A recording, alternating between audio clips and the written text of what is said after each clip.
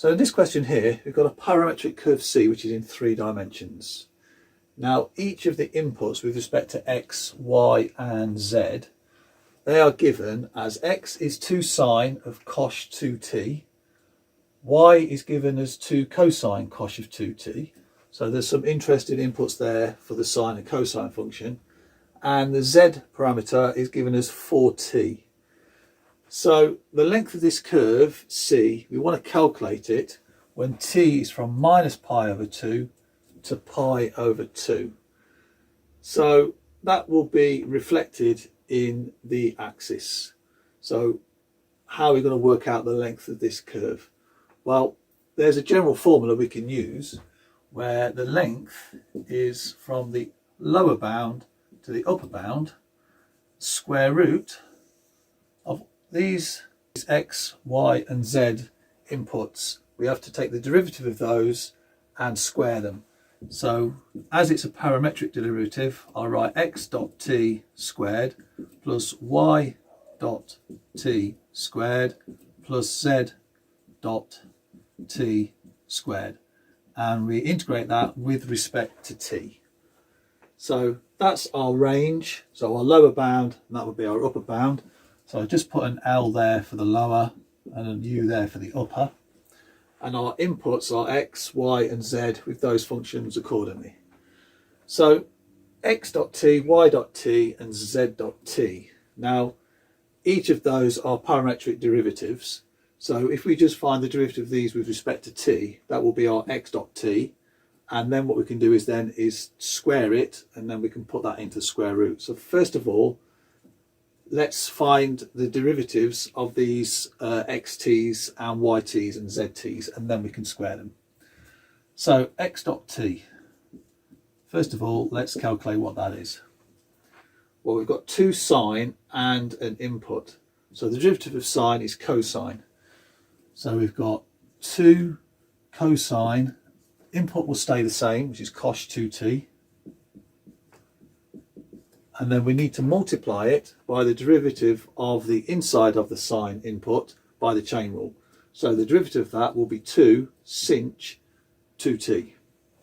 So as it's a 2 and it's all multiplied, we can now change this to a 4, and then we can write sinh of 2t on the outside all multiplied. So that's the first derivative.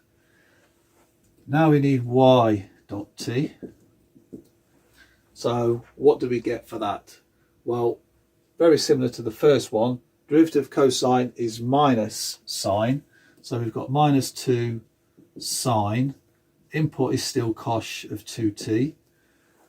The derivative again is 2 sinh of 2t. So multiply that by 2, we'll now get minus 4. And we'll still have sinh of 2t multiplied on the end. So that takes care of that. And then derivative of this, pretty straightforward, is just 4. So z dot t just equals 4.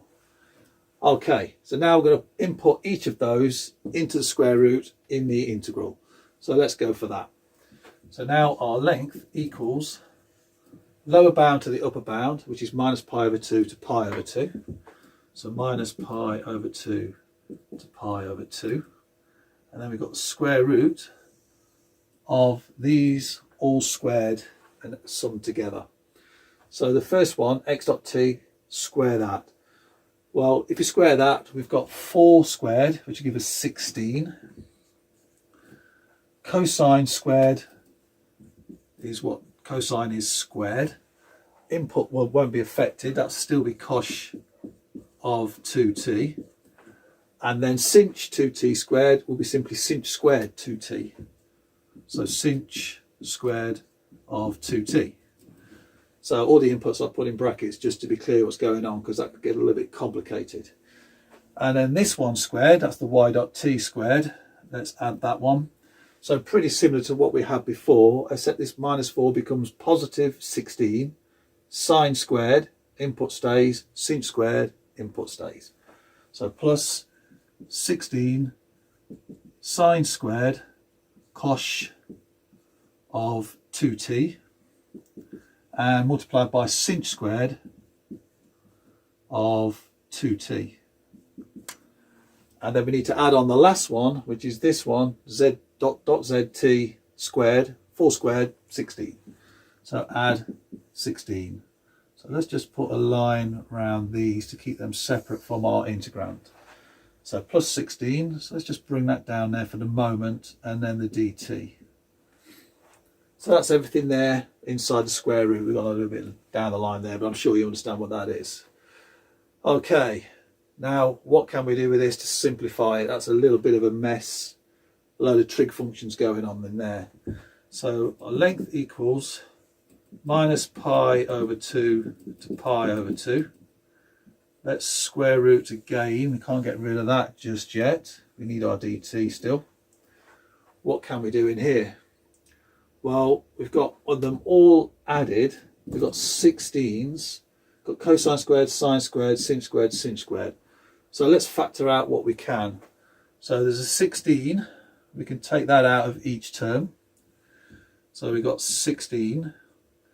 And what else have we got that corresponds? Well, we've got sinh squared, but nothing here. So I'm going to put this bit together and leave that 16 on its own. So let's do that. So sinh squared, and that's a 2t. So let's take that out. So 16 sinh squared 2t will be my first thing I can factor. And then in a bigger bracket, what we've taken out. So cosine squared cosh 2t. Cosine squared cosh 2t. A lot of trig functions going on here. And that's that one. And this one's got sine squared cosh of 2t. And that's added. So sine squared cosh of 2t. So that's taken care of that. So now I need to close the bracket because I want to keep that 16 separate. So plus 16. Okay, right. Now what can I do? Well, here we've got cosine squared cosh 2t plus sine squared cosh 2t. The inputs are the same for the sine squared and cosine squared. So this is just the famous Pythagorean trig identity. Cosine squared plus sine squared equals 1. So all of this just reduces to 1. So that takes care of that. So now I'm going to rewrite this. Let's do one step at a time. Minus pi over 2 to pi over 2. Integral. Now, what should we do here now with the 16? Now I'm going to introduce the 16 with this one. So I'm going to do 16 now times sinh squared 2t. So that will be fine. Now that's all just multiplied by 1. So that's that bit finished. So all of this is now included in there. So that takes care of that. And then to invite the 16 into the factorisation, that's on this one. If I just put plus 1, then that's a valid thing I can put in there. So plus 1, and then close off the radical, just write dt. So that takes care of that. So now this looks a bit more likely I can integrate that. So let's just clear a bit of space, bring this up, and let's see if we can integrate that from the range of those parameters. So integral here now, I've got 16 times all of this. Now by the laws of surds, I can take square root of 16 out of this because that is multiplied by that, and then leave this inside the radical. So square root of 16, that just gives me 4. So that's a multiple. I can bring that outside of the integrand. So now I've got length equals minus pi over 2 to pi over 2. Take this square root of 16 out and put that as a multiple of multiple 4. And then we've got sinh squared 2t plus 1 on its own now inside our integrand, and that's dt. Okay, and that's all inside the square root still. Okay, right, well, square root of sinh squared 2t plus 1, that can just become cosh of 2t on its own. So that's what identity is there. So basically our identity is cosh squared of 2t minus sinh squared of 2t, that equals 1.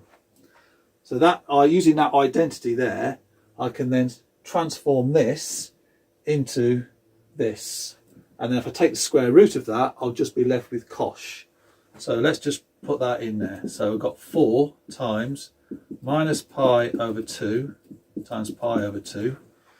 Square root of that is simply the square root of this. So square root of cosh squared 2t. So that just becomes cosh 2t. And then dt. And now we're ready to integrate. So the integral of cosh just gives me sinh. And then by the chain rule, I need to divide by 2. And then multiply it all by 4 and calculate from minus pi over 2 to pi over 2. So let's do that. Okay, so that then, so we've got sinh 2t all multiplied by 4, and then by the chain rule we need to divide by 2. So dividing that by 2, that then becomes a 2. So 2 sinh of 2t from minus pi over 2 to pi over 2. So that takes care of that. So that's our integral. All we need to do now is calculate what this is actually worth. So let's plug that in. So now our length equals 2, and then multiply all that by sinh at pi over 2 times 2 times 2, which is going to give me pi. So sinh of pi minus, again the 2's taken out, sinh of 2 times minus pi over 2, that's going to give me minus pi. So sinh, and then I'm going to put in brackets the minus pi. So let's just put that one in brackets as well. So that's what we've got there. Now let's just clear the board and let's work out the value of this, the estimated value and the exact value of this. So let's make a bit of space. Okay, so let's do the approximation. So length equals 2 times, now sinh of pi is approximately 11.55. So sinh of pi is approximately 11.55. Okay, so let's put that into there. So we've got 11.55, and then sinh of minus pi is the negative value of this. So we've got minus 11.55. Okay, right. Now, so that means our approximation. So I'll just change this as we're approximating. So then the length is approximately 2 times 11.55 plus 11.55 gives me 23.1. So it's approximately 46.2. So that's an approximation of what we've got there. Now what about the exact value? Now for an exact value we need a sinh identity. So our input of sinh will take as z. That is a half e to the z minus e to the minus z. So that's our exponential terms for the equivalent of sinh. So let's use that to give us our exact values. So now let's use this. So length equals 2 times, so sinh of pi, so it's a half e to the pi minus e to the minus pi. So that's our first value at pi, and then let's subtract this one. So minus 1/2 e, this time our input is minus pi. So there we've got minus pi. And here we subtract, just being careful now. Now minus our input, which is minus pi, so we've got positive pi. So that's e to the pi. Okay, right. Now let's just simplify this off. Now everything inside is multiplied by 1/2. So if we take that out, we can just cancel this 2. So the length equals, so let's go one step at a time, e to the pi minus e to the minus pi. So that takes care of that. Now the half has gone out. So we've now got minus e to the minus pi. and we've got minus e to the pi, which comes obviously positive pi. So that takes care of that. Okay, now we can see here we've got e to the pi plus e to the pi, minus e to the minus pi minus e to the minus pi. So collect them together. Our exact value will be 2 e to the pi. That's e to the pi twice, these two, and then subtract e to the minus pi, as that's twice as well. And that is an answer I would like to declare as the exact answer for the parametric curve length C in 3 dimensionals with the inputs of these values here. Okay.